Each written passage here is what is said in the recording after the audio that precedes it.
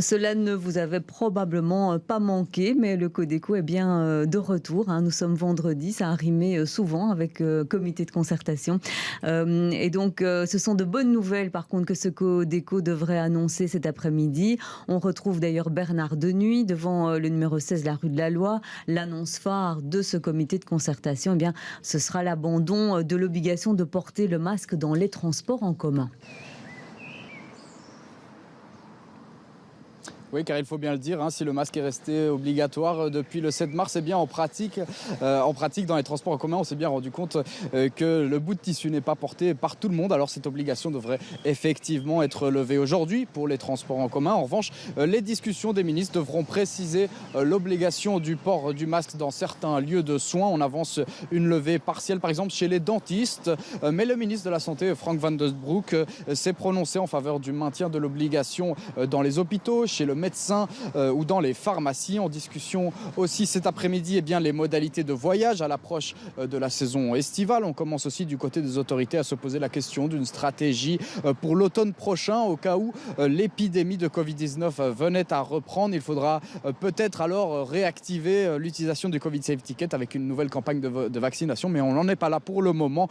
Notons d'abord qu'aujourd'hui, l'usage du baromètre Corona, actuellement au niveau le plus bas en code jaune, pourrait aussi être délaissé. Réponse et précision dans le courant de l'après-midi après le Codeco prévu à 14h de manière virtuelle, puisque les ministres ne se réuniront pas au Palais d'Egmont comme ce fut le cas lors du dernier comité de concertation. Voilà.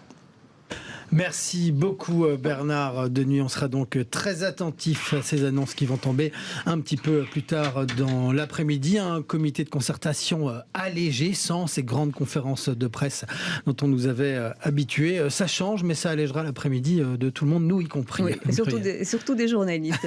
Et donc, ce sera un retour à la quasi-normalité qui s'annonce donc, et pour cause, la situation épidémiologique s'est grandement améliorée pour le moment, Anaïs. Oui, Corbin.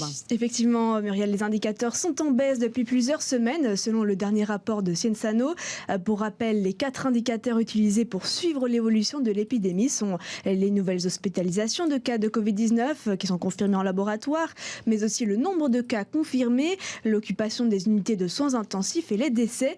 Par ailleurs, le rapport indique que l'on voit diminuer le taux de reproduction du virus, une diminution valable aussi bien pour le taux calculé sur base des hospitalisations en Belgique que pour celui calculé sur base du nombre de cas détectés.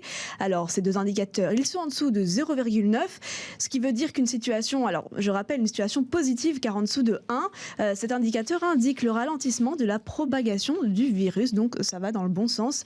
Et d'ailleurs, on a Yves Copiters, professeur en santé publique à l'ULB, qui nous détaille la situation. Le virus circule encore, mais de façon beaucoup moins importante. C'est-à-dire qu'on est environ à 3700 cas confirmés par jour. Alors, c'est sans doute sous-évalué vu, je dirais, la propagation d'Omicron, mais quoi qu'il en soit, on voit que le taux de reproduction du virus est bien inférieur à 1, donc les contaminations sont moins importantes. Au niveau des admissions à l'hôpital, on est environ à 100 nouvelles admissions par jour, c'est-à-dire moins de, je dirais, d'une admission par site hospitalier, puisqu'il y a environ 120 sites hospitaliers en Belgique. On est à environ 100 personnes toujours en soins intensifs, donc ça fait moins de 5% d'occupation des lits en soins intensifs. Donc voilà, oui, on est vraiment dans une situation tout à fait favorable actuellement pour envisager, je dirais, un relâchement total à travers, et on l'a bien compris, essentiellement le relâchement du port du masque dans les transports en commun. On a toujours l'effet de la vaccination, d'une bonne couverture vaccinale, d'immunité acquise post-vaccination, mais acquise aussi due à la circulation abondante du virus. Et donc, c'est cette immunité cumulative qui protège bien la population. Maintenant, il y a toujours des formes graves, et ces formes graves sont des personnes plus fragiles, qui ont moins bien réagi à la vaccination, qui sont peut-être immunodéprimées, qui ont peut-être une comorbidité fortement invalidante, et ces personnes doivent encore, bien sûr, se protéger. C'est quelque chose qu'il faut anticiper sans alarmisme, puisqu'on est dans une population qui aime bien protéger, mais qu'il faut anticiper essentiellement chez les personnes qui sont toujours à risque de faire des formes graves. Alors, ça passe par des traitements précoces qui doivent être accessibles le plus possible en termes d'antiviraux, en termes d'anticorps monoclonaux, et ça passe éventuellement par des vaccinations beaucoup plus ciblées sur ces personnes plus fragiles qui auraient besoin d'un boost immunitaire, je dirais, avant, la reprise des contaminations.